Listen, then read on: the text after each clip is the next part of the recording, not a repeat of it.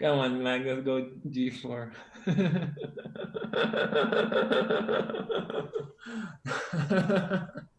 If he wins this game, I should retire from chess. That clip is priceless. Wesley's laugh, and then the big question here is Magnus Carlsen going to win this one after playing this horrendous opening move known as the Barnes opening, and then after e5 from Wesley, following it up with king to f2. He is toying with Wesley, pure banter, and that is the name of this series of games. It's the Banter Blitz from September 2020. I'm rewinding here. I've wanted to cover this game for a while, and the reason I'm doing so now is because of this news. So Chess24, long-standing chess website, closes the doors on the end of January 31st because they've been incorporated into chess.com, the chess juggernaut, right? So Chess24 is gone. They used to do this Banter Blitz series. This is the final here, and it's game one of that match.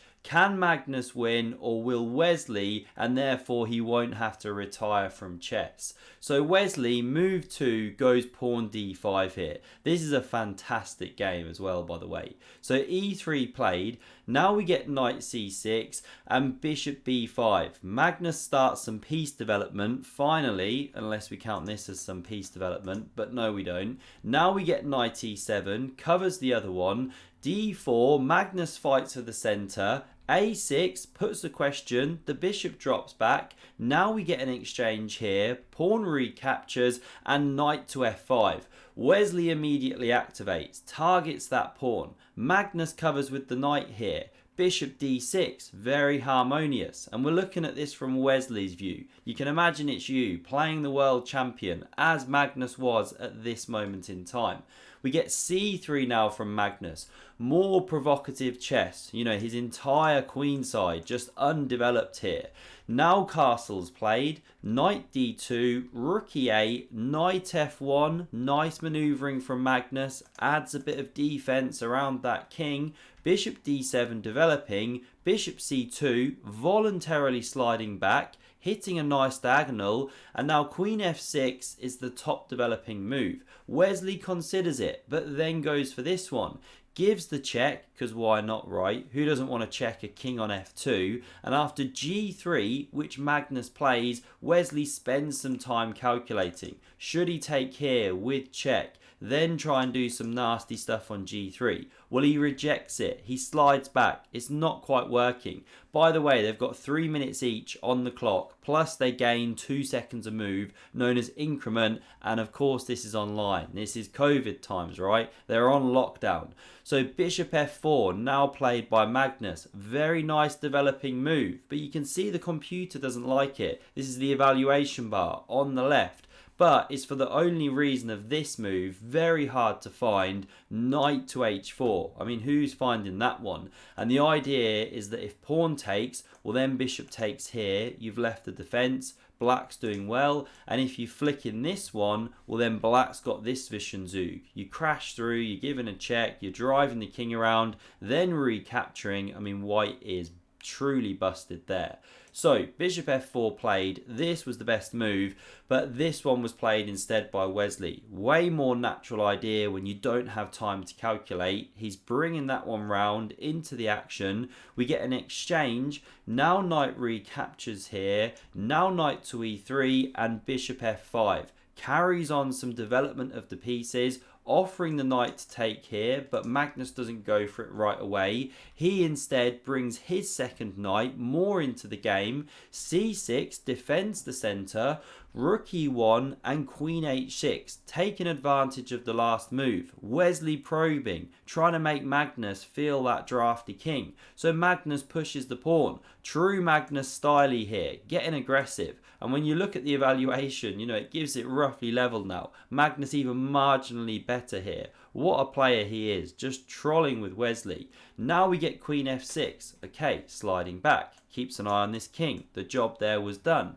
Bishop takes f5 played, knight recaptures, and now knight g4 from Magnus. Nice harmony, drives the king back, and then in just a moment after queen d3, queen b6, b3, he prepares to hit this square with the knight. But first, the game takes a weird turn because queen b5 was played by Wesley, offers this exchange of queens. Magnus doesn't want to go here and sort of help Wesley, you know, maybe open the a file. So what does he do? Well, he says a4, you take me, I take back, I'm doing well. But he's completely overlooked something. He's just blundered, right? The time's getting lower. He's given a pawn on b3. Really bad move, and he's miscalculated because after this rook move, which was played, and queen c4, because this knight holds the b7 pawn, well, you're not winning your pawn back. And if takes, well, pawn takes. You'd have to take with the knight. It's a clean pawn up. Magnus has blundered, so he goes queen d2. He wants to keep pieces on the board, try and attack later, and there's already a huge threat here, which is rook b4, trap this queen. So a5 played. I absolutely love the maneuvering of both players here, low on time. Now this stops rook b4 and gives the queen some room. So after knight e5, finally Magnus hits that wonderful outpost. The queen slides back, and now Magnus wants g4, but then he drops this pawn. So first he pushes that one, prepares g4. Now we get f6. Wesley driving back the knight. It comes into d3, heading for c5. So Wesley now hops, hits the queen, it slides. Now knight c5 wanted, so b6 from Wesley. And it helps his queen re-enter the game. Both players picturing each other's plans, you know, on top of each other. So g4 played, drives this knight back to d6, and now Magnus just has to try and complicate. So he brings the rook to the file. Now queen b7, and he throws this knight forward into e6, the square that was weakened by this f6 pawn push. Queen d7, moving over to the action side of the board. This knight comes over to support its brother. We get rook e7. Magnus does similar. Both players doubling rooks. The time's getting low. And now this is just awesome maneuvering by Wesley. What to do, how to get rid of this annoying bone in the throat here. Well, knight f7, heading for g5. So Magnus goes queen b1, the knight hits the square, we get this exchange, pawn recaptures, Magnus gets his knight driven back to d3 in just a moment here, and now it's so interesting. Wesley's better, clearly, you know, almost a pawn ahead, right? He is a pawn up, but after rook e6, the evaluation bar swings and the computer says the game is level. Because if Magnus takes on e6, which he didn't play, well, this is a kind of sample line, right? And the queen crashes through, and there's actually a lot of problems avoiding perpetual checks against the king, and also all of these loose pawns. You know, this is one sample, and you just start checking that black king forever. So we didn't see takes on e6, but would have equalized the game.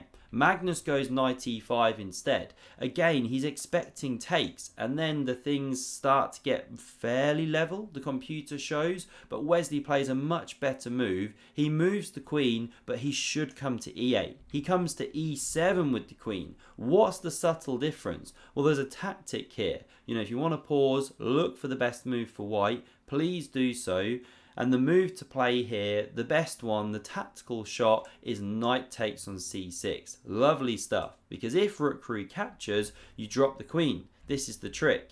And the reason you can't actually take here first as a Zwischenzug, you know, is you're not taking with check or anything, then your queen would drop. So that was the best move, but it was missed. We just see instead rook e2 played by Magnus Carlsen. Now we get h6 supporting this pawn, gives the king some room. Queen f5, Magnus turning the screw, bringing some pressure, and it actually here, low on time, forces a blunder out of Wesley So, because he should go queen e8, again just cover some light square points, also this back rank here, but rook f6 was played instead, and suddenly things are turning. You've just opened something up, and Magnus lands it. The king is checked, and of course you want to go king h7, but there's a major problem, which is knight g6, threatening mate, and covering f8, you know, how do you get back and cover? Plus your queen's attacked here, so you don't even have time to take like this, or you take with check and then, well, you get literally mated. But if not, you'd lose your queen. The whole thing's over. You're busted. So coming back here, you can't move the king. That's why we see queen f8 played, but now Magnus can trade. The rook recaptures and he wins the pawn. I never checked actually, what if this one takes? Ah yeah, then this check, fork, pick up the rook. Okay, no good.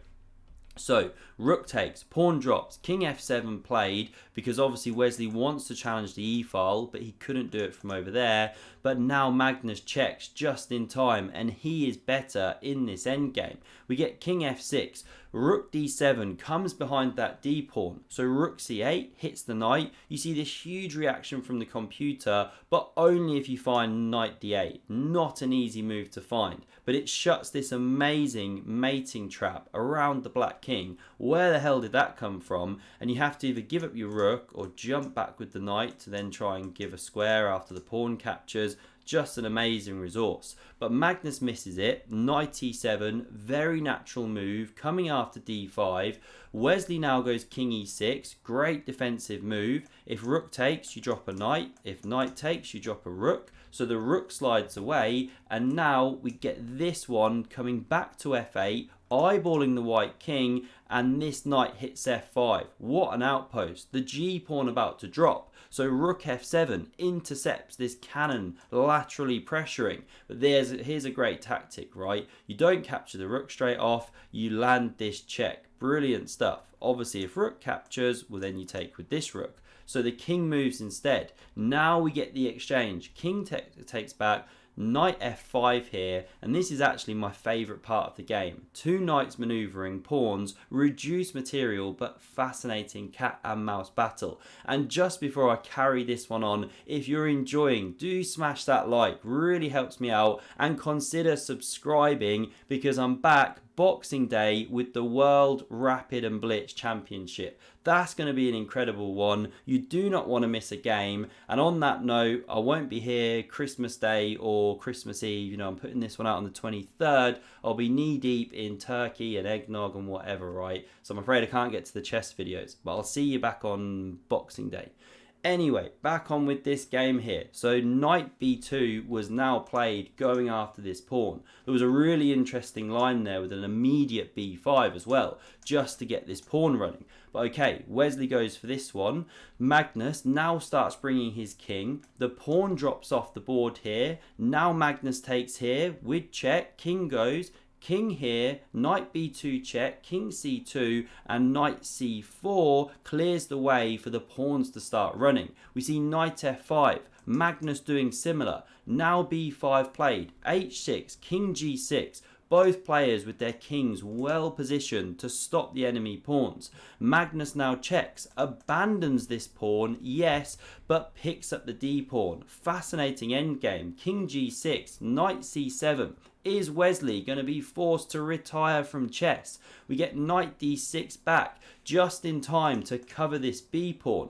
King b3 from Magnus, king f6, now a check again, the king marches over, and knight e3. Where is Magnus heading? Well, we now see his point. He's preparing f4. So king c6, great play by Wesley so far, good defense. He's a pawn down here, f4 on the board, and now you can take, but Wesley centralizes the knight, you know, covering some squares. Magnus captures, knight recaptures, knight f4, and this knight re-centralizes. Wesley doing everything perfectly right now. This knight comes to h3, preparing g5. a4 check, king here, a3. Why is Wesley chucking a pawn? Well, he's distracted the king. He picks up this one. I mean, the quality of this endgame play from both players is just out of this world. g5 marches the pawn, but Wesley here, he blinks and makes a mistake. What should he play? Well, not king d5, which he does. He should go knight d5, because then here's a sample line. You bring the knight back. This king comes in, collects the pawn, and you soon march over, win the g-pawn.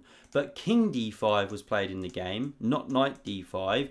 What's the difference? Well, now you can go g6, which was played, knight e4 played, and if you go knight f4 check, which Magnus now misses, then after the king captures this pawn, well, now you get this knight h5 move, and you stop the knight coming back to stop the march of the pawn. And if you try and march with the king to d6 and round, still this doesn't work. This comes in time, and then the d pawn runs as well. Complex stuff, but this was a winning move. But Magnus goes knight g5, misses it, and that's why the swing in the evaluation bar is suddenly level. Now he's giving a knight. Why wasn't that captured? Then the g pawn runs. You can't stop it. So Wesley didn't take. He goes knight f6 here. Now we see knight f3 covering the d pawn. King e4 now played, hits the knight, but it's a fake threat. Just excellent recognition from Magnus, going g7. So tricky. If you capture, well, now the d pawn runs and the knight can't cope. It's getting trousered, right? Both legs of the trousers coming down the board here. That one lone piece can't stop them both. So that one wasn't played. We didn't see king captures. Instead, king f5 coming back for the pawn. Magnus goes knight e5. Excellent move, blockading this king from entering in, and now Wesley has to play knight g8. It's a drawing move because the king can then come to f6, get this pawn in time, plus you're in time to stop this one between knight and king. Won't go down the whole line. But what we see in the game here is king g5, and it's a losing move. Magnus goes king b4, and I've given it the exclam because here Wesley So loses on time. You lost some time. Good stuff. Good stuff. What a bad game. But I like the end. So at the end, if he goes king h6, I got knight g4. And if he goes knight g8, I go d5, king f6, and then d6. So my position may actually have been winning. Magnus thrilled, as you can see, and he's absolutely correct in his analysis. If king h6 had been played to go to collect the pawn, then there's this knight g4 check. King takes pawn, knight takes, and this endgame's completely lost. The pawn runs, it goes through, right? So that's why this move king h6 doesn't work. What if instead you try knight g8, which we discussed earlier? Well, now you're a tempo down, and it's a critical tempo because the d pawn runs. Now there's no time for the king collect, because then the pawn runs. But if it was there, you'd be okay, which is what the variation was before. So now, just completely lost, the pawn runs, king comes in, and black can't cope with everything. So, king b4, final move, long game there, but I hope you enjoyed that one. Wesley did not retire from chess, despite what he said. If you enjoyed this one, check out the video on screen for another epic game of chess, and I hope to see you again soon. Cheers.